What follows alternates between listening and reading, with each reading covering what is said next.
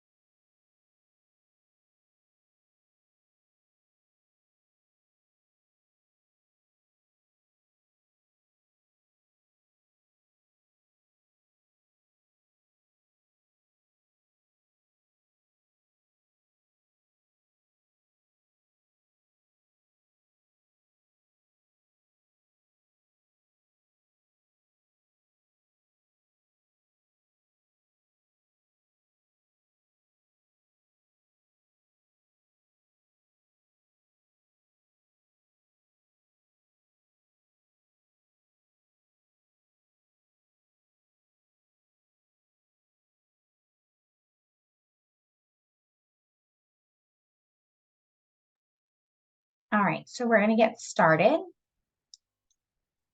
So good evening. I want to welcome you to today's roundtable discussion and the 6th panel of the Law Student Section Meet and Greet series. This evening's discussion will feature attorneys from the Criminal Justice Section, Torts, Insurance, Compensation Law Section, and the Trial Lawyer Section. They will be providing you with a better understanding on the experiences, rewards, and challenges they face practicing while offering insight on various career opportunities available in each of their areas of law. During this live Zoom program, participants are welcome to post questions using the Q&A tab or chat function in the Zoom portal. There will be an open Q&A session after each panel and at the end of the program to any who have questions. We're going to start off with the criminal justice section. Nigel will be talking for that section. If you just want to briefly introduce yourself and tell them a little bit about you. Sure. First of all, hi, Amanda. Thank you for inviting me to this meet and greet. And it's a real honor to be able to represent the criminal justice section in this meeting. A little about myself. I would describe myself as a career prosecutor. What that means essentially is I am an assistant district attorney in what most people refer to as the Manhattan DA's office, but I am assigned to the office of the Special Narcotics Prosecutor, which, for lack of a better word, is sort of like a DA task force in that we have extended jurisdiction, citywide jurisdiction over narcotics trafficking investigations that spread throughout New York City, New York State, even across the country. And within that office, I serve on the executive committee, executive staff, where I wear many different hats, but I'm also the chief of the gang division. So that's a little bit about me. But a little bit about this profession. I love being a prosecutor. It's not what I do, it's really who I am. I had one of my colleagues describe it beautifully, that if I can borrow the characterization of what his estimation of prosecutor is, it's not a job, it's really a vocation. It's something that people are called to do, much in the same way that people are called to be firefighters or priests. It isn't something that you do, it's really who you are, in that we believe in our pursuit of justice and making sure that the right result happens in criminal cases, which is a tremendous responsibility, but it's also a tremendous honor. And in the criminal justice section, we're not only comprised of prosecutors, there's also wonderful defense attorneys as well as judges. And I think that they would probably describe their commitment to public service in much the same way, that it's much more than a job. We don't do this for the money, certainly not for the glory. I think all of us understand that the weight of the criminal justice system can be tremendous, that the responsibility for the actors that participate in it are great, and that those who are called to this vocation, whether as a prosecutor, as a defense attorney, or as a jurist, understand that responsibility and take it very seriously. And it's who we are. It's not what we do. Perfect. So let's get started with some questions. How did you decide on your practice area? Yeah, I made the decision that I wanted to be a prosecutor fairly early in my career when I was in law school, and that's because I had the benefit of a wonderful mentor at NYU Law School in the form of Professor Noble, Ron Noble, who prior to that had been a federal prosecutor, ultimately went on to head Interpol in Lyon, France, a brilliant mind and a committed public servant.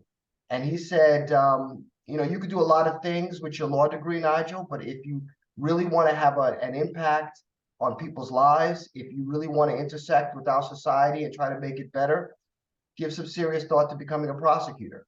And I did. And it was the best decision that I ever made. Again, because again, I'm not denigrating any profession. I was in private practice for a while, and it can be very intellectually challenging and bring with it its own rewards. But there's something about a commitment to public service and criminal justice that is, like I said, both a responsibility and an honor. I think if you talk to anybody that practices criminal law, they will tell you that when people intersect with the criminal justice system, it is typically the most difficult, sometimes the most traumatic experience of their lives. And I'm talking about defendants, victims of crimes, witnesses to crimes, as well as their family members of all of the above.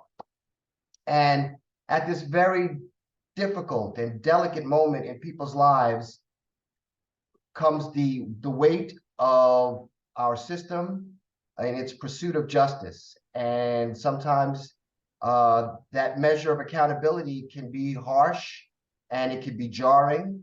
And so the system relies on actors that take that responsibility seriously, defense attorneys that represent their clients vigilantly, prosecutors that pursue justice passionately, but at the same time without fear or favor, and jurists who will preside over these matters fairly and appropriately. And so that's why I came to this profession. I love what I do, and I've been doing it for 25 years. So it's a great honor to be a part of this criminal justice profession and the world of prosecution.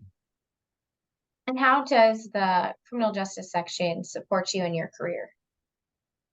The criminal justice section is a tremendous asset to me, and I'm so glad that I got involved with it. I only wish that I had gotten involved earlier. The unique thing about our particular section is that we're made up, as I alluded to, we have defense attorneys who are in some of the most senior leadership positions within institutional defenders services agencies, as well as in the private sector, private practice. We have prosecutors that are in all the ranks, from line assistant, line ADA, all the way up to the executive ranks. And we have judges that span from the lower courts all the way up until the appellate courts and beyond. And it is wonderful to get that variety of experience contributing to making our entire system better. And that's what I think the criminal justice system does. Sure, we offer tremendous CLE programs and legal training and continuing education. Wonderful panel discussions that are thought-provoking and evocative and rewarding. But what we really do every day is meet as a group and benefit each other with our experiences and our perspectives that I think makes me a better prosecutor, makes me understand my role a lot better, to talk to conscientious, committed defense attorneys and judges who benefit me with a different perspective and help sharpen how I do my job and how I can make this system or contribute to making this system better for everybody. So I think the criminal justice system is wonderful in that. And Amanda, we were talking offline before, and you asked the services that we offer. We have a trial academy that helps benefit young practitioners to help to develop their skill sets. But we also have mentorship programs. We have meet and greet sessions like this in person, where young people can benefit from the experience and knowledge of their colleagues and develop mentors and get guidance and leadership. So we recognize in the criminal justice section that all of us are here because of the guidance and the direction of those that came before us. And we want to make sure that our section is both a resource and an opportunity to help with the maturation, the professional maturation and development of young attorneys in our profession. Perfect. And what was one misconception that you had during law school about your area of practice? That's a good question. Well, let me say this. One of the reasons I was so attracted to criminal justice when I was in law school was because I thought that the mission of a prosecutor was fairly straightforward. I knew that the job was difficult and challenging, and at times would test my legal abilities and my commitment. I understood that, but I thought that the mission itself was fairly straightforward. Your job was to pursue justice and to do what's right. And when I began on the first day on the job in the Manhattan DA's office, my supervisor told me just that. He said that there are times where this job is going to be overwhelming and it's going to be challenging, but every morning when you get up, take comfort from the fact that all you have to do is the right thing. And that's a luxury that people don't often enjoy in other aspects of our profession. As wonderful as those other disciplines may be, whether it's corporate law, transactional, real estate, trust and estates, all those wonderful practice areas are great. But sometimes in those professions, you have clients that not always the most laudable. You have to represent people that or represent interests that you might not necessarily agree with, and those present its own sets of challenges. But as a prosecutor, all you have to do is what's right.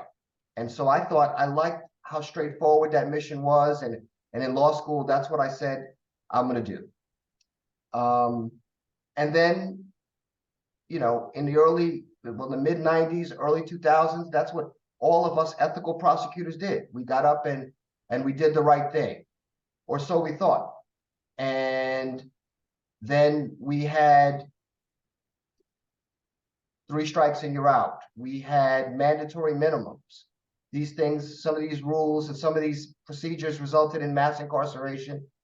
And although we thought we were making our communities safe, we sometimes fell short of that goal. And as I've evolved in my profession and as I've developed as a prosecutor, I realized that we may always want to do the right thing, but sometimes we don't always get there. Sometimes we fall short. And that mission itself, like the job itself, can be complicated.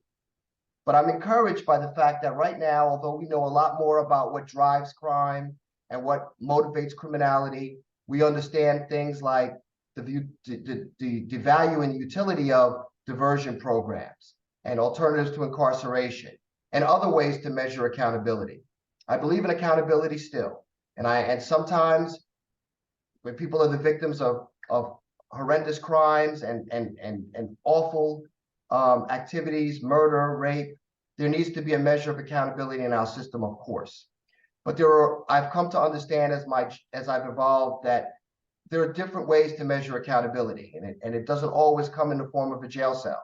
And there's other ways to interject or interrupt the trajectory of criminality. And we have more arrows in our quiver now. And so, yeah, doing the right thing is a lot more complicated these days, but it's complicated for a good reason. And so that's one of the misperceptions that I had in law school that I'm glad that I've been disabused of. Our profession has gotten better, and I'm glad to see that. And what is one piece of advice that you would give a law student?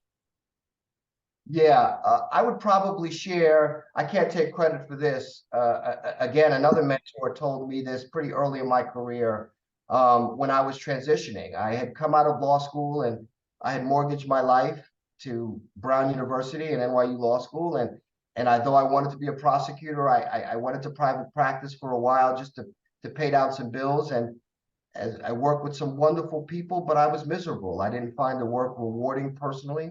And I wanted to be a part of something bigger. And when I was contemplating the change and going back to the DA's office and taking a tremendous pay cut, somebody said something to me that I never will forget, which is, look, there are always exciting new practice areas that you hear about, and your colleagues will be going and chasing, this great job and this salary. And that's very tantalizing.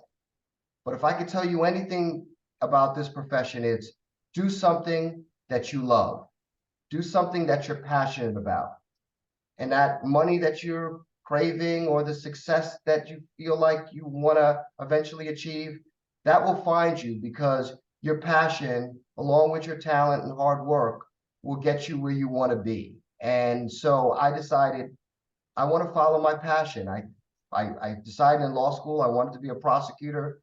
I stepped away from that for practical reasons, but now I'm going to go back. And since then, I haven't looked back. And that's the best advice that I would give a law student. Find what you're passionate about, find what you're interested in, and pursue that. Everything else will fall into place after that. So. Perfect. So I'm going to open it up for questions. So if anyone has any questions, you can ask them. In the meantime, do you want to give a little bit more in detail about your section? Absolutely. So as I said, the criminal justice section is comprised of prosecutors, the defense attorneys, as well as judges.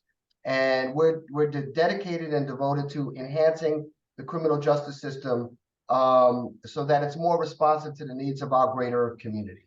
So one of my first initial involvement with the New York State Bar Association was working on the Joint Task Force on Racial Disparity within the criminal justice system.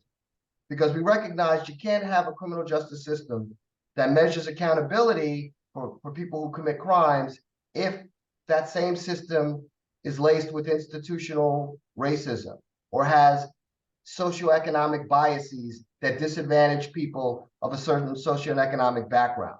That you can't measure out justice if the yardstick itself is broken or not straight. And so we recognize that we have to improve our system. And so collaborating with people in the justice system is where great ideas like clean slate, that's essentially legislation that allows defendants who were formerly accused of a crime convicted of a crime after a certain period of time to be able to expunge their records so that they can have a new lease on life and have the opportunity to gain employment and not be disadvantaged when it comes to housing and so forth. The exact wording of that legislation is the result of collaborations in the criminal justice section, lobbying our legislatures with ideas that come from both prosecutors, defense attorneys, as well as judges on this issue. And so that was my first interaction with the criminal justice section, and I realized all that it has to offer in terms of professional training, guidance. I mentioned that I wear a lot of different hats in my office here in Manhattan. One of them is that I'm also the Chief Diversity, Equity, and Inclusion Officer for my office. And developing best practices for adapting diversity, equity, and inclusion ideas into a prosecutor's office has its own set of unique challenges, because we not only have to deal with issues of equity and inclusion within our staff, but also as we intersect with the public, with witnesses and victims, to make sure that we are meeting that community where they are, addressing people by the appropriate pronouns, seeing and recognizing and hearing the community so that we can be responsive to them. And so having best practices, training sessions around issues like that, not just on criminal law, but how to embrace diversity, equity, inclusion, how to embrace ethical practices, how to embrace criminal law in an ethical and fair way. These are things that the criminal justice section is constantly focusing on, enhancing not only within ourselves, but to promulgate best practices, techniques, and tools to set out to the greater legal community, so that if and when anybody intersects with the criminal justice system, for whatever reason, that they see an improved and better system for all of us. So that's why I value the criminal justice system. I would encourage, my only regret, as I said, is that I didn't get involved earlier in my career, because the benefits are tremendous. Perfect. So it looks like we do have a question as well as some information that I'll email you over. So this person's name is Randy, and he said, what would you consider the best steps to get one's foot in the door into your field? And he'd like to reach out to you. So I'm going to go ahead and send him your email information. Oh, please do, Randy. I hope you do contact me. I'd love to have a dialogue further about state bar, criminal justice system, and particularly about my work as a prosecutor here in Manhattan. What I would say is true for the Manhattan DA's office, the Office of Special Narcotics, I would think is true also for legal aid, neighborhood defenders, Bronx defenders, or any of the other institutional defenders' offices.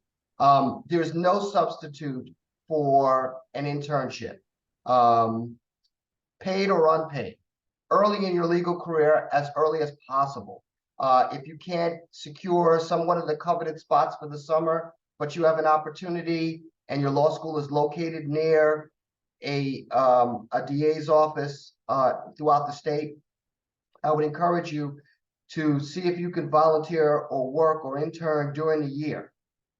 There's literally no substitute for that experience. One, the opportunity to get to know prosecutors, and to see how we do our job and why we do it and our commitment and why I describe it as a vocation and not a job, I think is invaluable. I would imagine the same is true at legal aid or neighborhood defenders or one of the other institutional defenders offices throughout the state.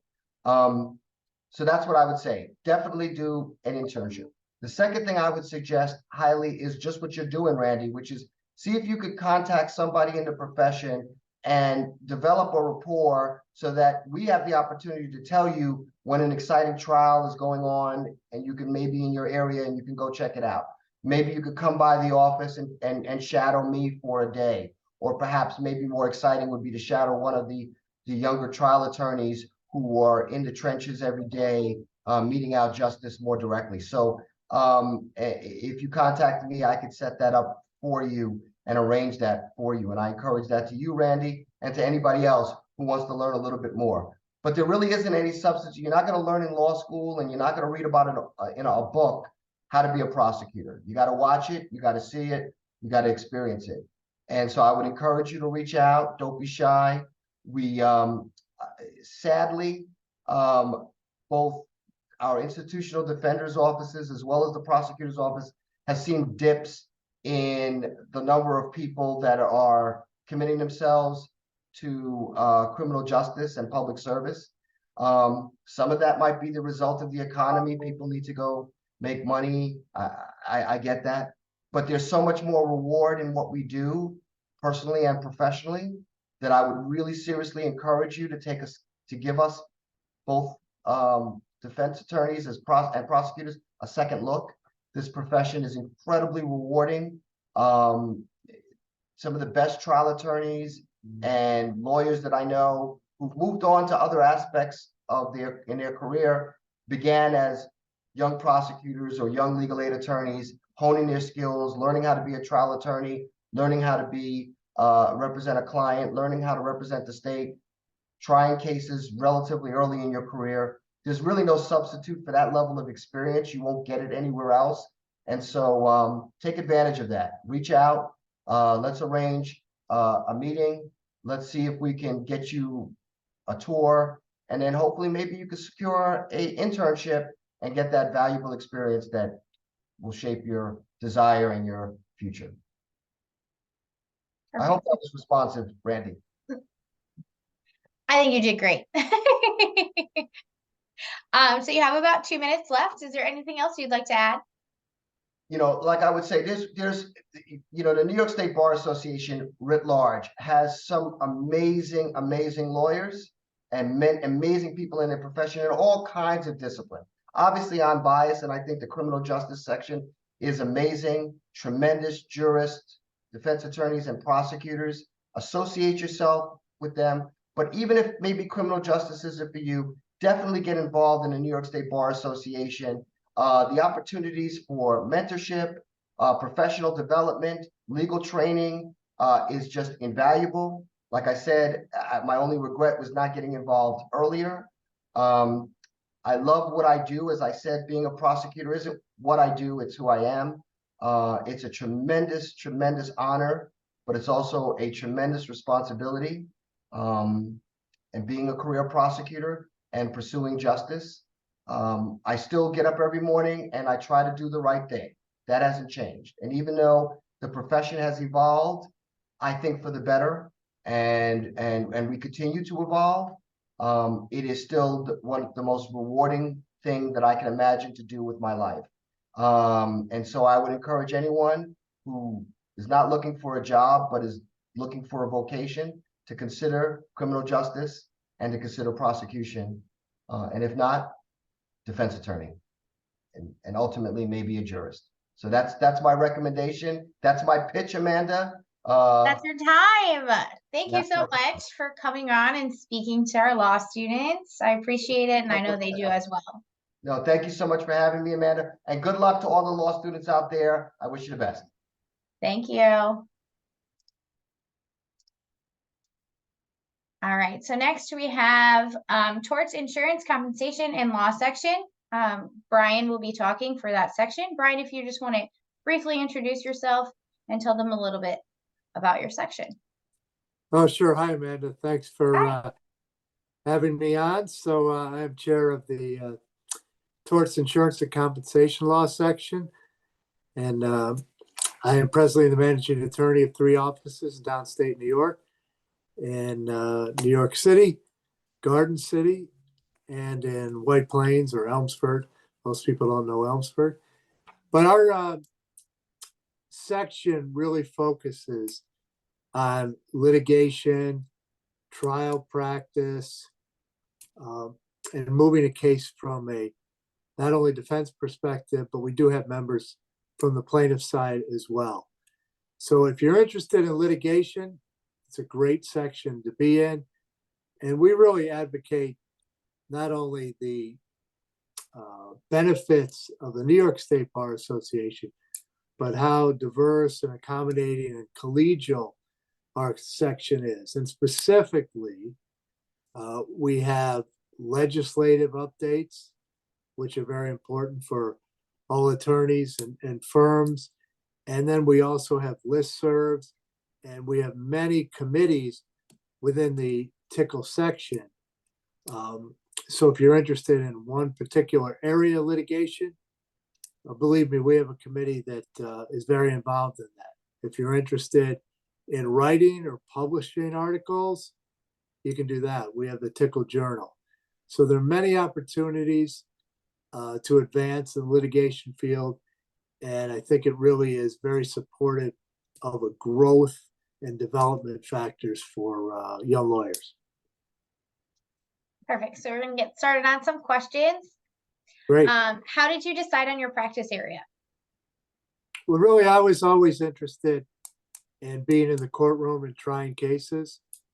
So that's what attracted me. I was very interested. I started doing some aviation law when I first came out of law school. And then I expanded into premises liability, motor vehicles, contracts.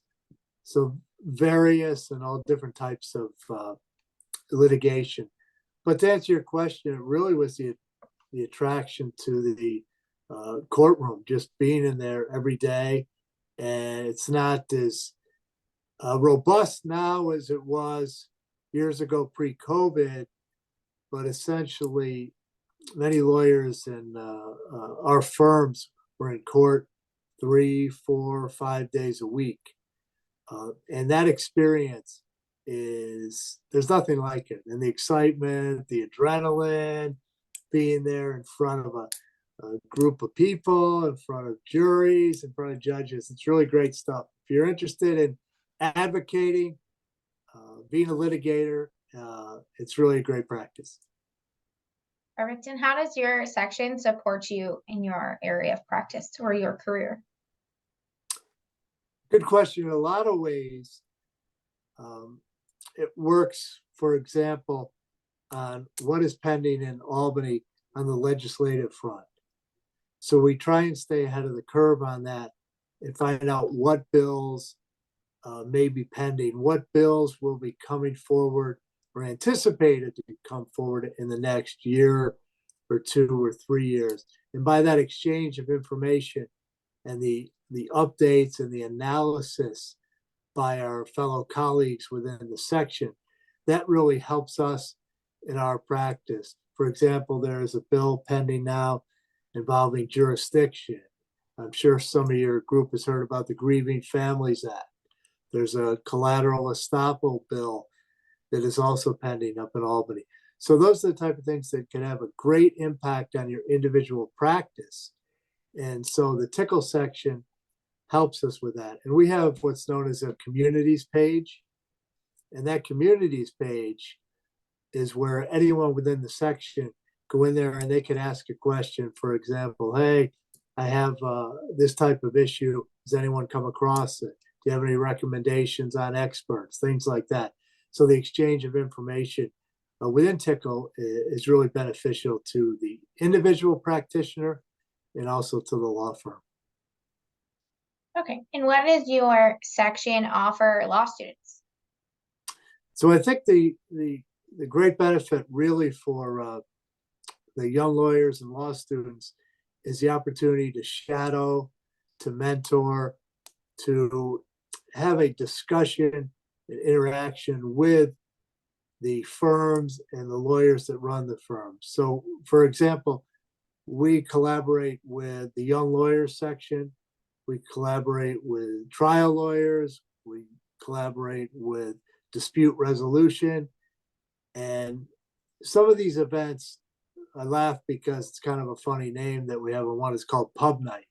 So we have a pub night about every month or so. And, it's a lot of fun to get everybody together. But there's serious discussions that go on where you have a pub night, but you're talking with lawyers in the practice and you ask these questions. So one lawyer at a pub night, law student, it was a 3L, comes up to a lawyer who's been practicing about 30 years, I'd say, says, I'm really interested in your type of work. I've looked up your firm. I've connected with you on LinkedIn. I think your firm is really a good place, a good fit.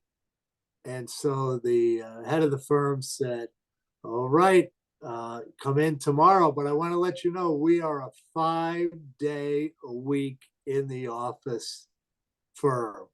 That didn't go over too well. So, as you can imagine. So anyways, they had a good discussion. That wasn't the right firm for that law student, but I think that these collaborative efforts, that they really work out great, because we all know the law students are looking for their first job in the practice they want to go into. So we help in that regard with our mentoring, our events, and a lot of programs which tie into other things, such as we support the trial school and the trial academy. It was up in Syracuse last year. It's in Albany in 2024. And we brought in a lot. I know, yeah, exactly. We brought I was there. Yeah, see? So it's great, isn't it? So Tim Fennell was there from our section. He's great. Isn't he? And Yeah. Sharon Gershman was there. Mike O'Brien has been there before. So we support that wholeheartedly. Yes, good. And what is one misconception that you had during law school about your area of practice? Well, I really think it's the lead up to the trial, because when you want to go into litigation, you think you show up in court and you go to trial and you're on trial. And I guess I never realized there were going to be 10, 15 conferences on every case before you actually got up to the trial stage. And the emphasis on resolution isn't really taught in law school. And you do find out most cases settle, but until you're out in the practice, you don't realize that almost every case resolves at one point or another. So yes, you have to be ready for every case, but there are not a lot of verdicts taken in New York these days. Most of cases are resolved either on settlement between the parties or through ADR via mediation, arbitration, binding arbitration, summary jury trials. We actually have a trial going on right now, which is a summary jury trial. Is your group familiar with a summary jury trial? I don't know it. Can I don't know it. Would you mind? Can I explain it for a minute? Yeah, go ahead. Oh, great. So summary jury trial is essentially a one-day trial. It could go a little more, where there are no experts. So your experts are presented with their reports ahead of time, and the parties agree on what's admissible and what is not admissible. And then it's like a condensed trial, but the benefit is costs are reduced significantly because experts are very expensive, and the scheduling is really difficult, as you can imagine, with doctors and liability experts. So summary jury trial condenses all that, and the parties agree to parameters. So say, for example, there's insurance coverage of X. The parties would agree that in the event the jury comes back with an award, the high will be this and the low will be that. So it's really a good way to resolve a case where the parties can't settle it. And it's an excellent approach to reducing expenses. I'll let you know how it goes. Thanks for explaining that. We call it SJT. I'm going to open it up for questions, but I still have questions for you. So what is one piece of advice that you would give a law student? Well, I think the best advice is to get out there and take the opportunity to explore an internship in the field you're interested in. And when you do that, if it's litigation, don't sit in the office during the internship. You want to get out and see what you're going to be doing. So examples are, most depositions are now virtual, but they're on Zoom or Teams. You want to participate in those. You don't want to be at an internship. If you want to be a litigator doing legal research for a summer or a fall semester or a spring semester, is not going to lead you to a viable experience on what you expect a litigator to do. So sure, legal research is part of your internship. However, attend client meetings with the lawyers.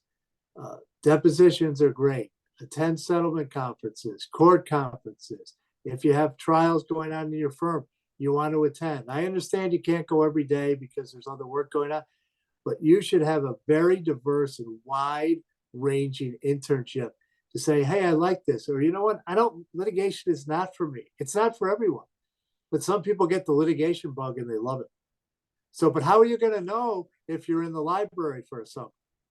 So ask the partner, ask whoever your mentor is, hey, I'm caught up. Can I please go to cover this case? I'm very involved. And they always accommodate. So it's really good.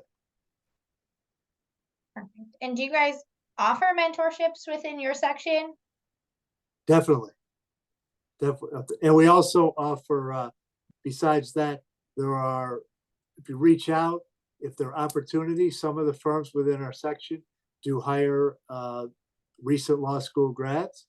There are also summer internships that are offered. So we have, again, a communities post, and then we have a great exchange. So we definitely offer that, and so many firms do in our section. Perfect. Doesn't look like we have any questions, but you have 7 minutes. Would you like to say anything else? Sure. So that's great. So maybe we have one question. Wait. Go ahead. Good. All right. So how would I be able to apply for a mentorship, and where would I find your communities post? So our community post is on the New York State Bar Association, so NYSBA.org. And then you click on the individual sections, and then within the tickle section on the left-hand side, there is a communities page. And right there, it pulls all that up. So that's the best way. The mentorship opportunities should go through, and you could send a note to me or to our tickle liaison, which is Gina Bardashevich. She can then distribute that out. And we have so many members in so many firms. The timing might be a little difficult right now because we're heading into end of November, beginning of December. But next semester, as I call it, or in January, and then the summer, there'll be plenty of opportunities. The other thing I'd recommend is we have a pub night that's upcoming in December. I believe it's December 19th. And if you'd like to attend that, yep. And that is at a place called Garvey's in Times Square. And that's a great opportunity. We probably have, I would expect 40 to 50 people will attend. And it varies with 3 different sections, but that's a great opportunity to say, hey, I'm interested in a mentorship. I'd like to shadow you. What firms do you know that are doing it? If we don't know the right person, we can then send you in the right direction. Right. I believe it's $30 for next month, right? Yes. I think so. Yeah. Jacob tells me, I think for $30, maybe you get food. You get drinks and food. Yeah. Yeah. So not too bad. Not too bad. So. I co-assist with young lawyers, so that's why. It's a great. Yep. We're really happy to be part of it. We just had another event up in Albany. I could talk about that. So another thing that's really, I think, impressive about Tickle is our interaction with the judges, not only upstate and downstate. So Jim Kelly, who is very involved up in Albany, he's thrown his second judicial reception for the appellate division, 3rd department. So it's an opportunity that you really wouldn't have otherwise. So if you had attended our event in June, every single judge from the 3rd department attended at the Albany Bar Center. And I think that you just don't have that opportunity. You could meet every single appellate judge up in the Albany area. And then we just had one last week where the new judges who were appointed to the appellate division were there. So it's really just a great opportunity. And I think also what Tickle does well is collaborate with other organizations such as DRI. We're very involved with when they throw a program. We also have the Defense Association of New York, trial lawyers, as I mentioned, New York County lawyers. So there's a broad base that you can really get involved and kind of find your niche by just being active in one of these groups. And they're very supportive of law students and young lawyers. And most of the time, there's a reduced fee, if not a waiver of fees. I think you have to pay the $30 for the pub night. You do. But Yes, I think you do. but But it's really, worth it to network. I was at the one in Albany this past month, and there was a bunch of people, and the networking opportunities there are huge. We had labor and employment came to stop by. We had the president of NYSBA stop by. It was great. isn't it? Yeah, it really is. It's great. And some of Yeah. those contacts you make then take you to your next job. So it really is really good. Yeah. Yes. Great. All right. Let me see. Where can I apply and get more information for the next Albany event? So that's a tough question because we just held it last week. So I'll have to find out when the next one is going to be. We hold usually 2 a year. So I'll get back to you on that one. Law students do get free membership for the sections. So your best bet to figure out what is going on is to become a member. Oh, definitely. The community posts. Yep. Oh, absolutely. Yeah. All right. So we have about 2 minutes left, but it looks like we have Brett and Seth here. I'm just gonna spotlight you guys real quick. You guys kind of work together on the Trial Academy. So if that's just something you guys want to talk about real quick. Because that's really good for law students as well as young attorneys. I would just want to echo Brian's comments in that the trial lawyers section and the Tickle section, we have a long-standing history of collaboration. And it's not just the trial academy is extremely important, but also we've worked together to provide judges and coaches for the trial competitions. You know, our section membership has donated their time to be judges for some of the preliminary rounds. We've also developed continuing education programs on a lot of different issues. And we both approach different legislative issues with a different perspective, which is extremely helpful because the New York State Bar Association as an organization is in a unique position to assist OCA and the governor's office in getting input on various bills that might be pending.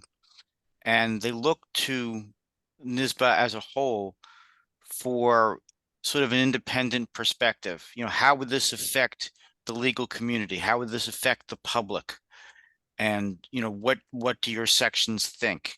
And I think that's a huge issue to impress on a law student. If you want to make a difference, join a section in NYSBA, because then you can make a difference, not just in your own career, but if you're interested in changing legislation or helping the court system, there's an avenue for that.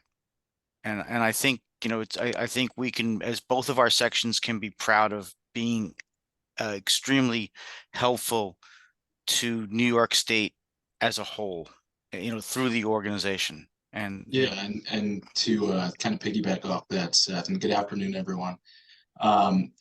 You know, a member of our section a few years ago, his name escapes me right now, but was pushing through through the trial lawyer section, as well as a separate special interest group that he was a member of, the allowance of affirmations on behalf of non-attorneys, right? So I don't know how many of our law students recognize this, but up until recently, only attorneys, certain MDs, and Seth, you might have to fill in who else.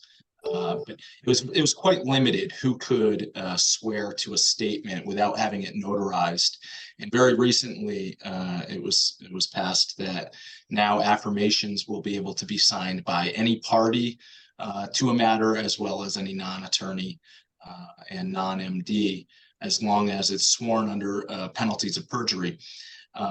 Now, that sounds maybe not all that relevant, but I think every attorney on the Nigel, I'm sure you can you deal with that as well. How often we have clients or witnesses that might need to swear to a statement, and in order to get them before a notary, it can be very difficult, whether it's from where they're located, maybe they're in a rural area, timeline, you might need to file something in the next couple of hours, and to get them before a notary is very difficult.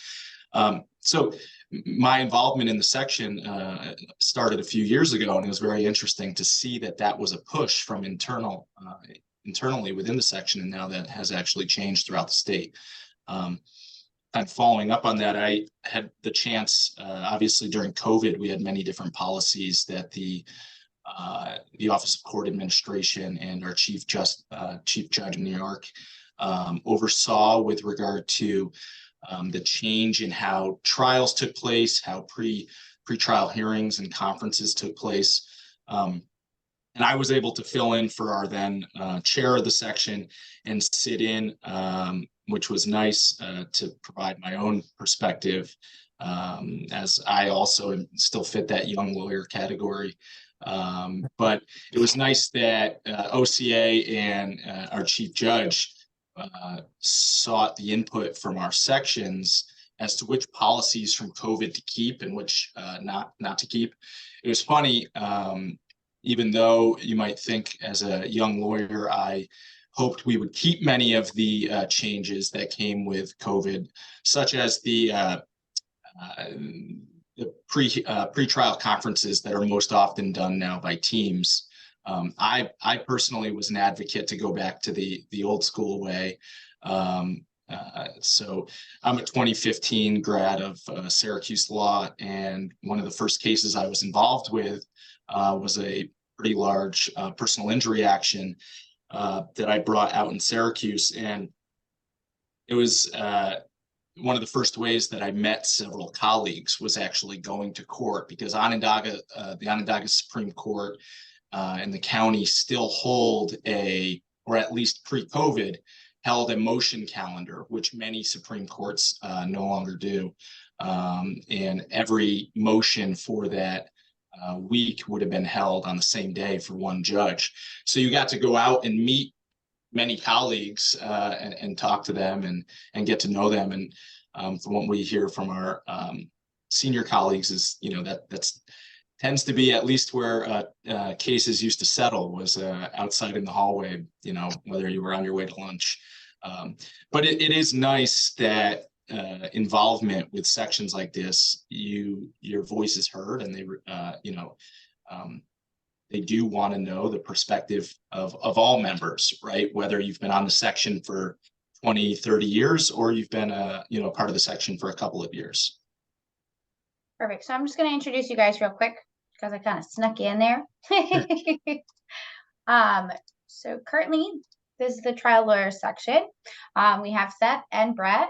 If you guys just want to give a brief description about yourselves, I know you guys started, but just let them know about yourself, where you came from, and then a little bit about the section. Brett, you want to start us off? Sure. Yeah, thanks. Sure. Yeah, so as I said, I'm a 2015 grad from Syracuse. I worked for a firm in Albany called Cooper, Irving and Savage for a little over 7 years, and was pretty exclusively in worked in general civil commercial litigation matters. About a year and a half ago, I got the opportunity to become an in-house counsel for a labor union while also starting my own private law firm. So my firm has, we just hit the 1 year mark a couple of months ago. I was at that stage in my career. Thank you. You're welcome. Yeah, thanks a lot.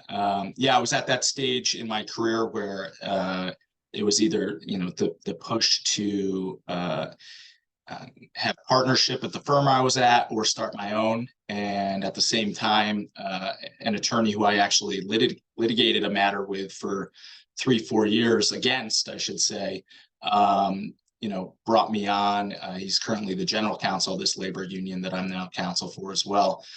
So that's the School Administrators Association. We represent all principals, assistant principals, and similar positions for public schools throughout the state. And what I was able to do was kind of pivot through that and start my own firm where I handle matters such as personal injury matters, commercial matters, and I litigate in New York, Massachusetts, and Florida. So I'm licensed in those 3 states. Yeah, Seth, I don't know if you want to take it from there. Oh, Your thank background. you. Well, my background, Brett, regretfully, I am no longer eligible to be in the young lawyer section. I am a 1996 graduate of St. John's University School of Law. This is, I'm approaching my 27th year of practice. So in my career, I have litigated both in civil court, criminal court, state court, federal court. I've been involved in appeals. I've handled all sorts of different cases from personal injury to professional negligence, commercial litigation, first party insurance work, helping people recover after disasters. Let's see, quirky, strange matters, both civil and criminal. And I think that's the background that sort of kept me in this area of practice, because sometimes you never know what comes into your office. And our skill set as trial lawyers allows us to at least review certain cases and determine whether or not it's a good fit for your particular office, or if you have to refer it out to a different attorney or a different firm. So I enjoyed being a younger lawyer, but now looking back at it all, I think that some of the mistakes that I made was probably not getting as active in organizations like NYSBA earlier on in my career, because I was focused on becoming the best trial lawyer possible in my mind at that time when I was a young law student and a young lawyer. And you forget about the networking and business development and the career development aspects of a large, diverse organization like ours. Not just our section, but again, the entire organization. So I think that the trial lawyer section is made up of attorneys that try matters. We're not just all plaintiffs' attorneys in civil court. The same skills we have are applicable in civil court, in criminal court, in state court, in federal court. It's sort of a broad base skill set. And although I don't get involved in criminal cases anymore, I have a respect for the criminal justice section and the job that they do. And I would say to anyone who's considering a career in not just litigation, but I would say trial work plus litigation, because litigation is a process to get to an end. And sometimes that end results in a hearing or a trial, and you have to have that skill set. So our section helps lawyers hone their skills, helps lawyers network, and we also, as Brett mentioned, we advocate for change to the law to improve the justice system as a whole, both the criminal justice and the civil justice systems, because again, as one of the largest bar associations in the country, NYSBA is in a unique position where its opinion and advice are solicited by other organizations, not just our section, not just the Tickle section, not just the criminal justice section, but all of the sections at some point in their histories have been asked by another entity, another state, another bar association, a governmental agency for some input. And I think that's one of the strong points of our section, is that we can teach younger lawyers the skills to become better trial attorneys and to be better lawyers. But also if you want to advocate for change, I mean, think about it. Brett was a recent graduate, but he was on committees with some of the top judges in the state. I mean, what kind of access was that? I mean, could you imagine being a young lawyer and, you're on a committee with the chief judge and the deputy chief judge and, their clerks and their staff. And next time Brett goes into court, you never know who he's going to run into, and they're going to see him and go, oh, I remember his name. Sure. Just recently, Brian touched on an event that a member of Tickle put on, but the trial lawyers section co-sponsored. I think the young lawyers section sponsored it as well for the third department appellate justices, and that was an event that our chair wasn't able to attend, so I was able to be the representative on behalf of the trial lawyer section as the secretary. And we were celebrating 3 new justices to the appellate division that, I had 5 minutes with each of them, got to, talk about their background here, their story, where they came from, how they got to where they are. And it's not lost on anyone that, in the following months, of course, I'll have appeals that'll be before those judges. They'll recognize who you are. They'll have that, I don't know if it's equal, but they'll have that respect and that level of understanding of that, you're an attorney of, sound judgment and, zealous advocate. I do think that the trial lawyer section is unique in a sense that it's very diverse in that it encapsulates several areas, and I'm sure Nigel knows many of his criminal prosecutorial colleagues or defense colleagues that might be trial lawyer section members as well, and that tends to be very common. I don't know about Seth, but I'm also a member of Tickle, whether or not I'm not on the executive committee, but the trial lawyer section it focuses on really gaining those trial skills, regardless of that area. You could be practicing in family courts.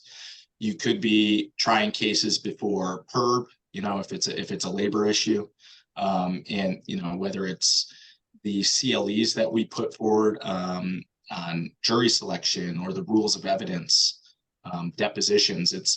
It's invaluable and can apply really across many different practice areas.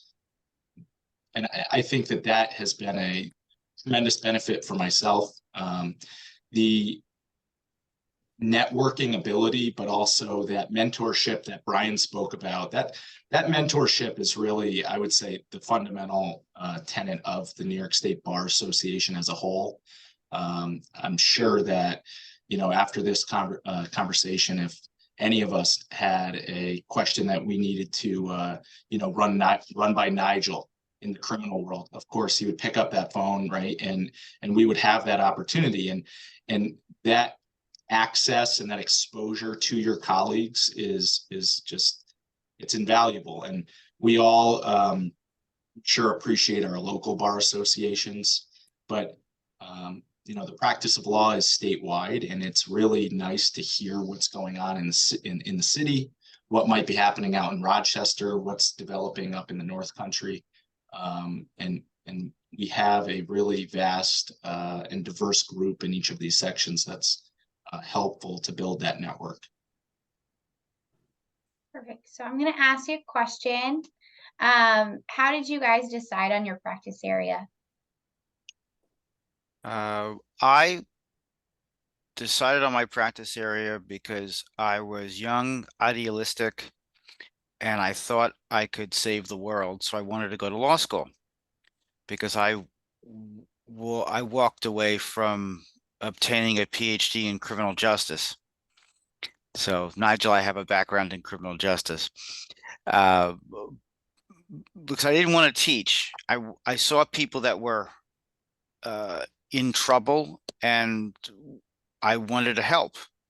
And then when I was in law school, I took advantage of the trial competitions, internships, research projects, anything I could do to see if it was a good fit for me, whether it be interning with a judge or working with a firm or working with a prosecutor's office. You take advantage of opportunities. And then I discovered I had a passion for trial work, and I just focused the rest of my law school career on that passion until I graduated and passed the bar. So Yeah, for me, I was always focused on litigation in law school. I was involved in moot court and competitions. And then with my first job that I had for 7 years at a law school, I jumped right into litigating matters. And it was one of the first cases that came through me that I brought into my firm was a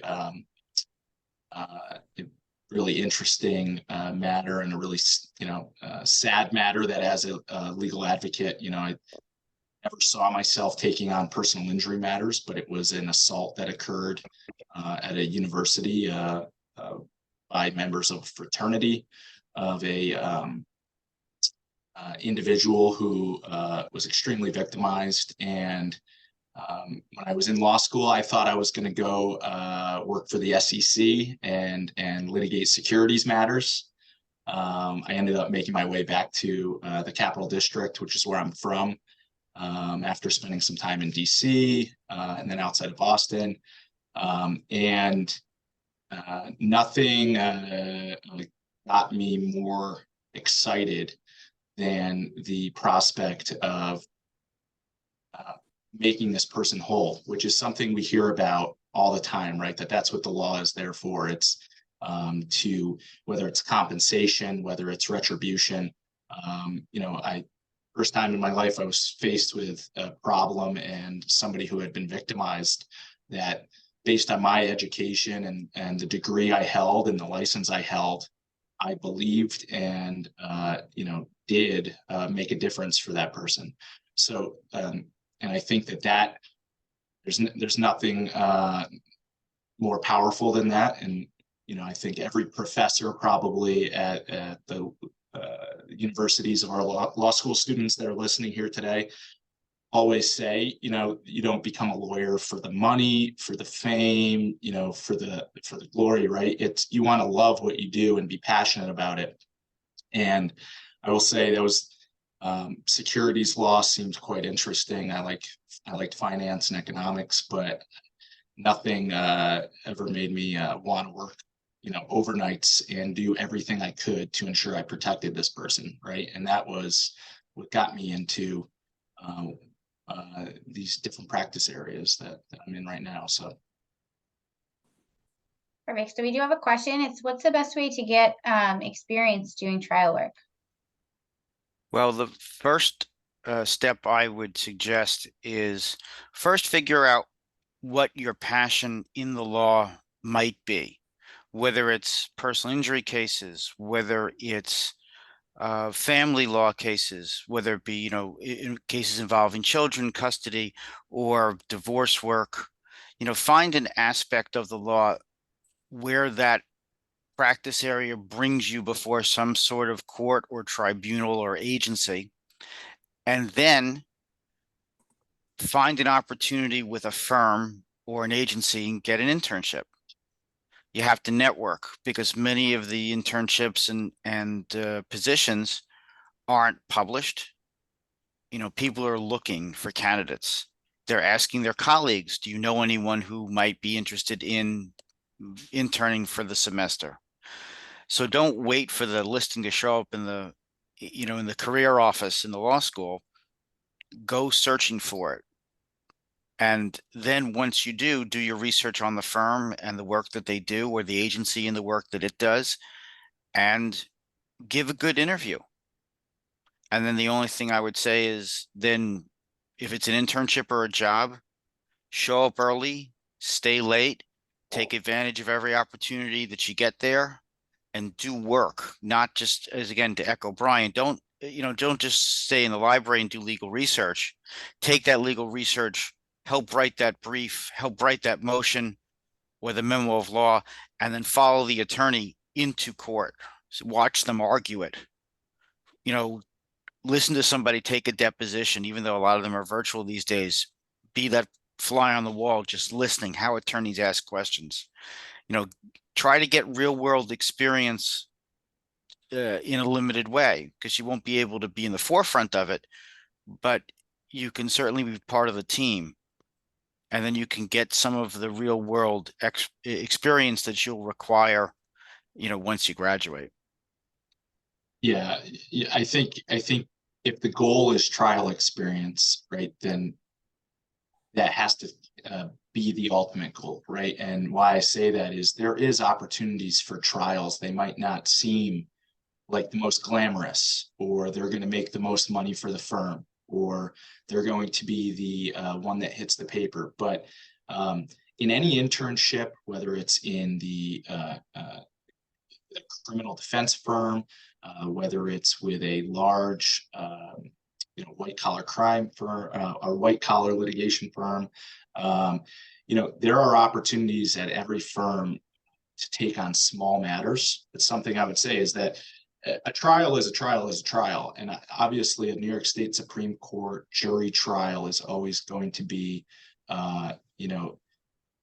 gold standard.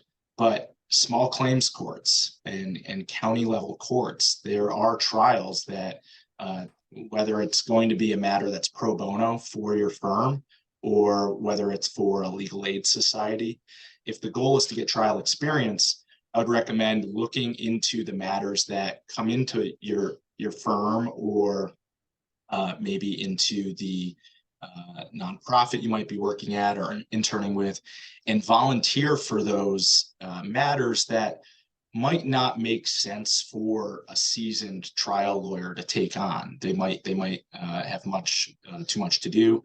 At that point, they're thinking costs, the costs involved, and whether they can bill their time into something. The other opportunity that's constantly being sent out is, and I'm not a member of the Federal Bar Association myself, but the Federal Bar consistently has pro bono programs where you get on a list and you will be appointed as pro bono counsel for an indigent client. And that really is a great way to get trial experience. And this is a misconception I had, that when I came out of law school, I thought the way to be the most valuable to my firm was to work matters that were going to be the most lucrative, right? I was wrong. The best way to be of the biggest value is to be the best attorney, right? And experience far outweighs, early cases where you're, a number 2 or number 3 on a file, billing up a file, right?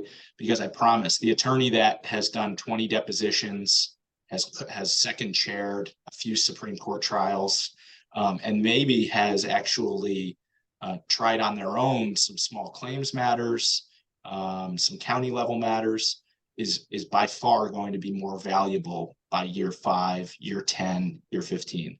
So I would say put the pride away and don't think of everything in dollars and cents. And the trials are out there. Perfect.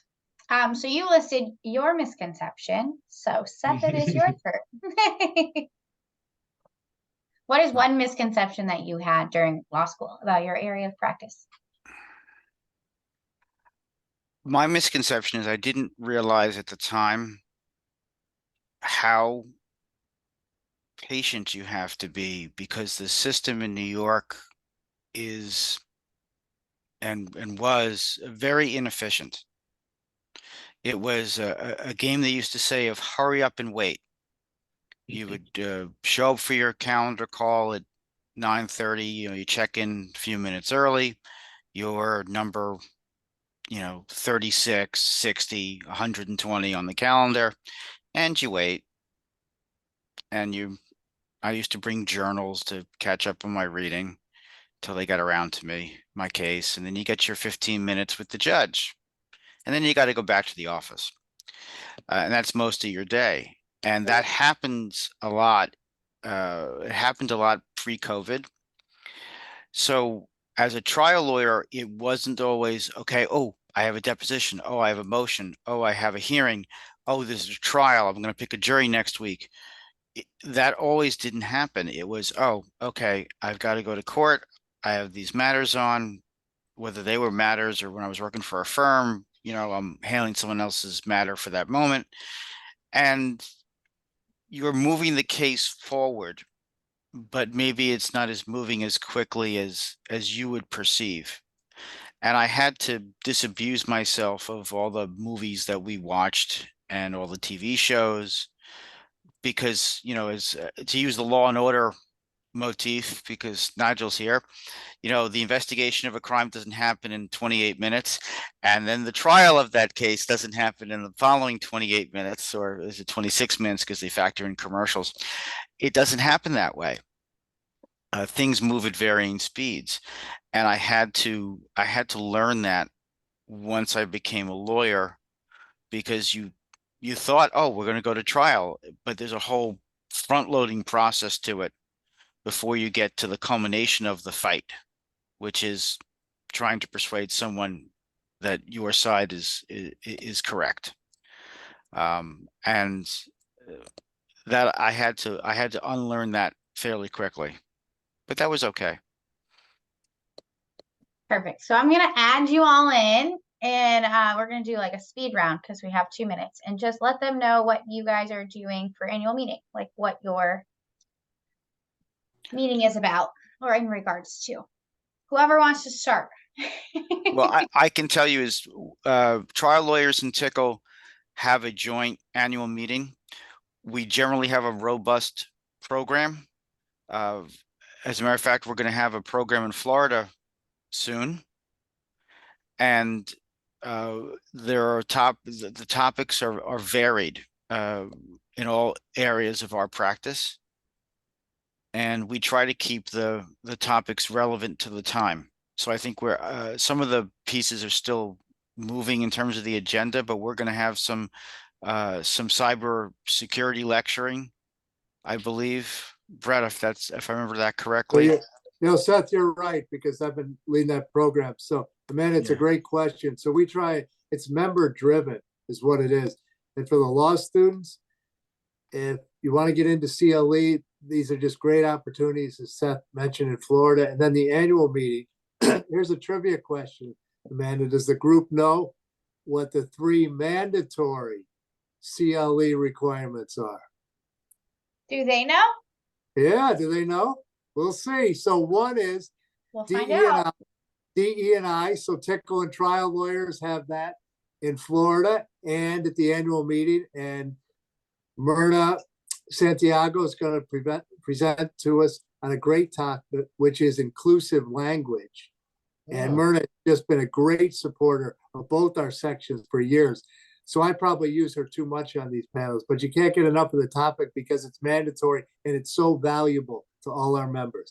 Next, you have ethics. Everybody needs ethics and it's mandatory. So we have those in Florida. We have those at the annual meeting. Then as Seth touched on, the new mandatory requirement for cybersecurity data. So that's on, and that is presented. A little plug for the NYSBA. They have an affiliation with USI Affinity. Yes. And Mike Mooney will be presenting. He met with us at another event. He'll be in Florida and he'll also be at the annual meeting in January. So I think the way that the groups collaborate on the CLE. So I recommend it to all your law students. Come over. It's free and it's really valuable. Anybody else want to join it? I just want to get the plug in. And I'm just Thank saying you. for the New York, but I'm just saying for the New York law students, the annual meetings at the Hilton, you Yeah. know, on it's on Midtown. Yes, the Hilton So- Midtown. Right. So Yep. mass transit, you can get there and it's not an onerous logistical requirement. And if you're local, and if you're not, I would just happen to pitch the recorded programs from all of our sections. If you're too far away to join us in person, there are some wonderful programs that the CLE department has developed with all the sections, and just look at the catalog. Perfect. And Amanda, for my part, first of all, let me just preface my remarks by saying this was a wonderful program. Brett, Seth, Brian, it's such a pleasure to meet all three of you. Your remarks were fantastic. I learned a tremendous amount. And I know if I learned a lot, I'm sure that the law students benefited greatly from this experience. So congratulations to you, Amanda, and to my fellow panelists for this just really informative, really great discussion. And if I could just piggyback a little bit about what Seth was saying about the annual meeting at the Hilton in Midtown, it is very convenient. For our part, for the criminal justice section, to piggyback a little bit on what Brian just said, we're also trying to target some salient areas in our panel discussions that are directly necessary for our CLE credits. So we're going to have also a diversity, equity, and inclusion panel to talk about recent trends in this area, particularly in the wake of the recent Supreme Court decision, which has an effect on diversity and inclusion on the college level with the Harvard decision, but how that impacts specifically institutional defenders and prosecutors' offices as we try to navigate these choppy waters. We're also going to have, as I mentioned before, as a prosecutor, I believe in accountability, but that accountability doesn't always have to be a prison cell. There's other ways to make sure that we change the trajectory of people that are justice involved. And one of those ways is through alternatives to incarceration, diversion programs, treatment programs, mental health programs, veterans courts, things like that. And we're going to have a CLE panel discussion on that as well as a third panel on domestic violence. So all really cutting edge, relevant issues that apply to obviously people interested in criminal justice, but I think it has application to any of the trial attorneys that are on this screen, and to benefit anybody who's interested in it ultimately being in that profession, because, you know, like I said, we have some wonderful practitioners on this panel. A lot of these people, as Seth alluded to, get their start cutting their teeth first in criminal courtrooms around the city, from Onondaga all the way up to New York City. So I encourage all of you to attend this panel discussion, attend the CLE, join these sections, get to know these individuals, benefit from their knowledge. You're going to be better for it. Perfect. Thank you Thanks, so much, Nigel. guys. You guys were Yeah, so thank you, Amanda. Thank you for the opportunity. You're Yeah. welcome. No problem at all. So I just It's want nice to meeting you. close out. It was so nice to meet all of you guys. I'll see you Nice all at meeting you, annual Nigel. meeting. Take care. Nice to meet you too, Brett. Take care. Thanks, everyone. Thank you. Bye. Before we close out, I just want to let everyone know that Thursday, November 16th is our last and final meet and greet. It is labor and employment and local and state. Feel free to join. That is the end of this webinar session. Everyone have a great night. Take care. Thanks. Bye. Thank you. Bye. Take care. Everyone.